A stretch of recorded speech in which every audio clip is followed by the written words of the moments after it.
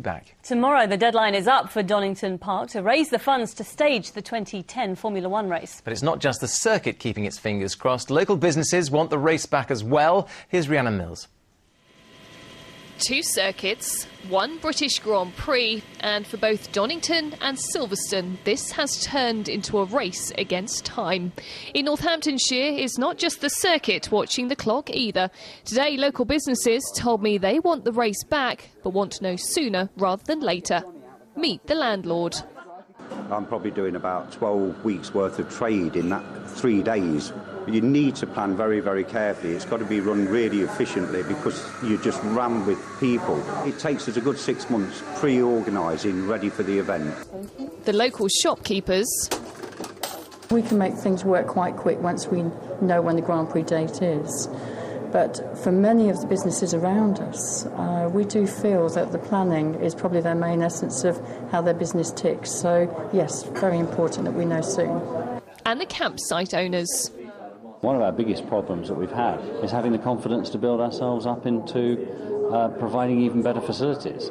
So on the one hand, we've got Mr Eccleston saying he wants better facilities, but on the other hand, he's introduced all the uncertainty because you don't know whether you're investing for 1 year, 2 years or 5 years. Back in June, thousands of fans turned out for what they thought was Northamptonshire's final Grand Prix. Now, after missing deadline after deadline, it appears the owners of Donington are struggling to find the funds. If you look at the figures, Silverstone certainly seems to be on track for success. Donington Park needed between £80 and £120 million to stage the British Grand Prix. On the other hand, Silverstone had a record year last year, attracting 250,000 spectators. That made millions of pounds for the local economy, which is why they want to get the race back. Here, they'll be watching closely tomorrow as D-Day looms for Donington. And if they're not ready, then Silverstone, and not just the circuit, is still open for business. Rhiannon Mills, Anglia News in Silverstone. Well, it's 14 minutes.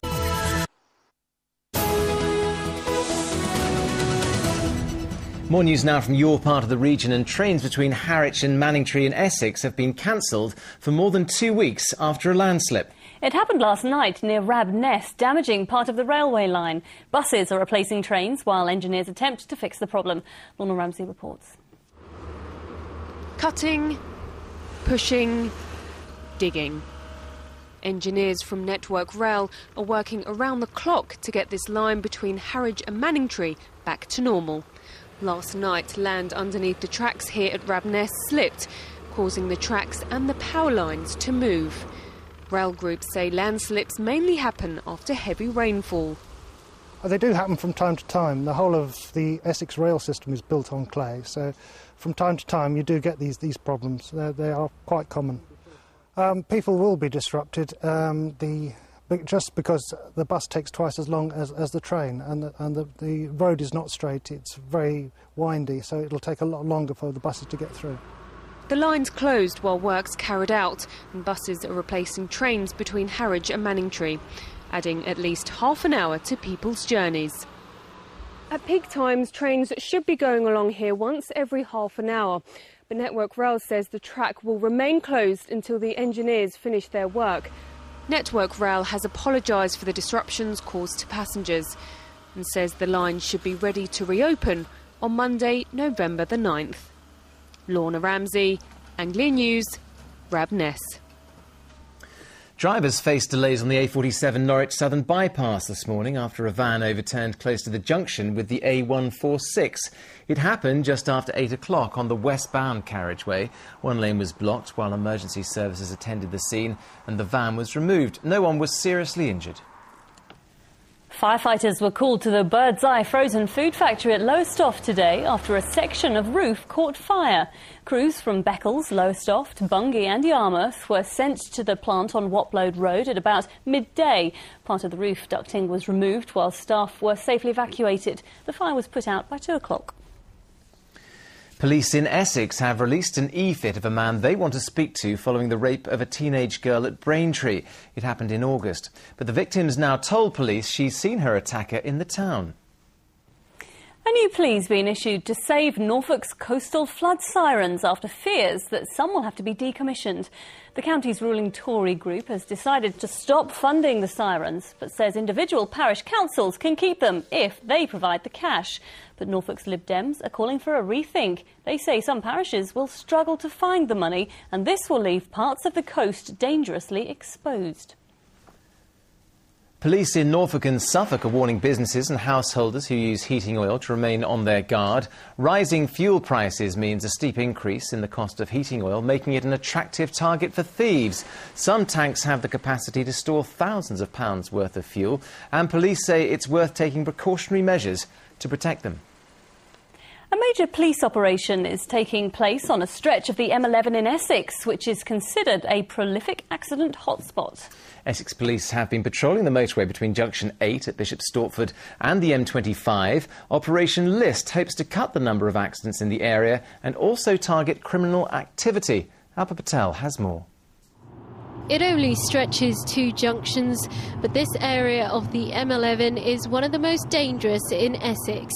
Police say it's riddled with drivers who don't wear seatbelts, drive carelessly and talk on their mobile phone. Many others will be stopped for less serious offences. This motorist wasn't wearing a seatbelt, and so he is shown a road safety video and given some words of advice. You've got a family at home. I was just going to say, it's when you...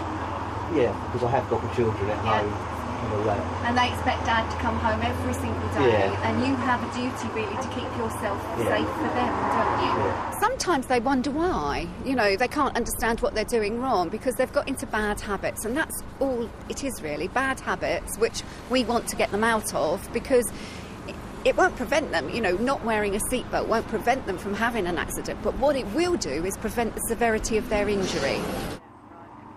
But police are also targeting more serious crime. They believe this stretch is frequently used by criminals who, amongst other crimes, transport stolen cars. It's one of the main reasons why police don't believe they are being heavy-handed about this operation. We're not just randomly targeting locations, we're targeting for a reason. In the process of doing so, we're also targeting the travelling criminal, and as a result, Essex can only be a safer place to live and work. Essex police say they have dealt with up to 500 offences over the past 2 days, including stopping a motorist driving at 112 miles per hour. But this is a week-long operation, and it remains to be seen if it has any long-lasting effects. Alpa Patel, Anglia News. A wind farm taking shape off the coast of Essex has started to generate electricity. The Gunfleet Sands wind farm is currently under construction about 4.5 miles off Clacton.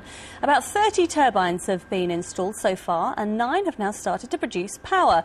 It's expected that all the turbines will be completed by the end of the year and will be connected to the national grid by next spring.